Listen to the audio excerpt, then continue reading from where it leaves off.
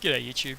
This video is on the top 5 things you should do after first installing Ubuntu 18.04, the latest release of Ubuntu, which also happens to be the long-term service release, which will last for years and years in terms of support and security updates. So a bit of a no-nonsense version, should I say, for the video. So I'll get started into it. So number one, what you want to do when you first install Ubuntu 18.04 is make sure you update the software, in particular regards the security updates. So what you can do is go to the applications menu or just click software updater on the left hand panel there. Make sure you check for updates and install them as they are. So that's always number one in something that you want to do. So that's all good. Number two is selecting the best download mirror for you. So basically, let's go to the applications menu and type in the following: software and updates.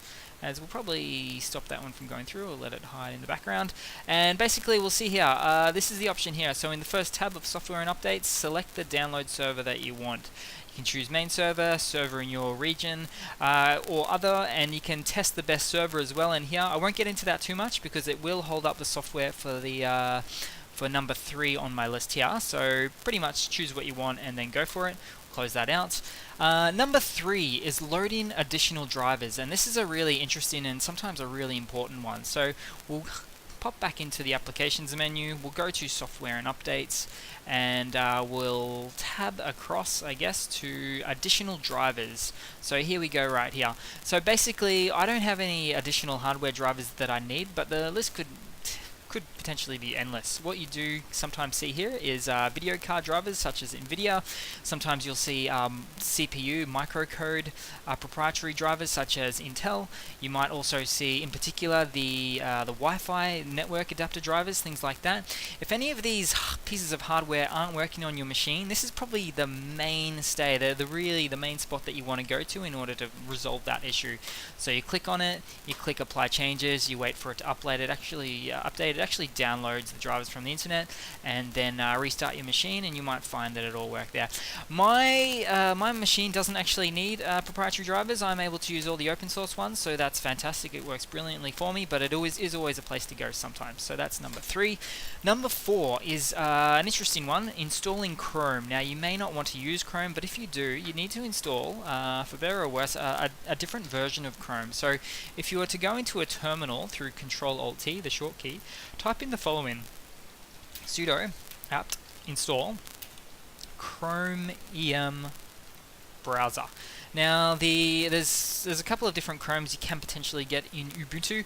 There's in fact, I've done a whole video on Chromium browser versus Chrome browser, but if you really want to install the free and easy to use Chromium browser, just type in this in a terminal and throw in your password. Basically let it install. Obviously mine's already installed with the latest version 65 point something, and here it is there. It's a great browser to use. A lot of people prefer it over the default browser, which of course is Firefox, and that's the reason why I put this video in here, and this is specifically the way to install it there. So that's number 4.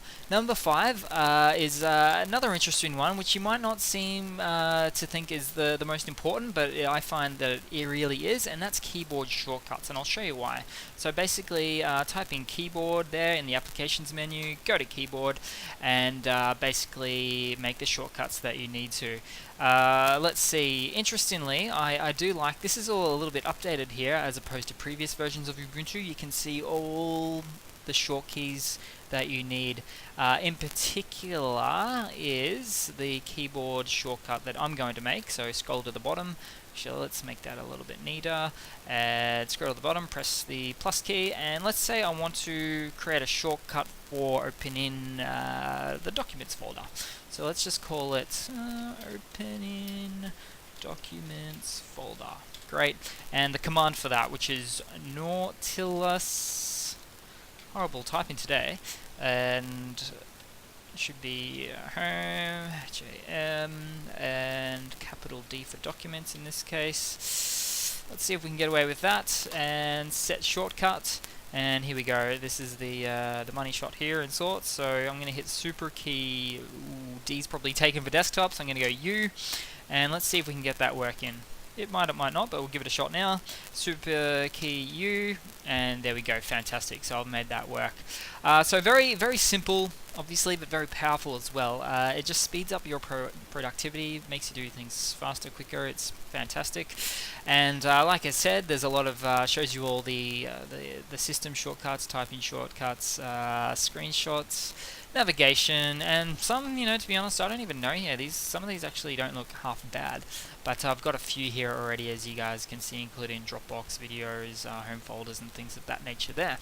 So that's pretty much it, guys. That is the no-nonsense 5 major things you should do after first installing Ubuntu 18.04. Cheers, guys. Hope you've enjoyed.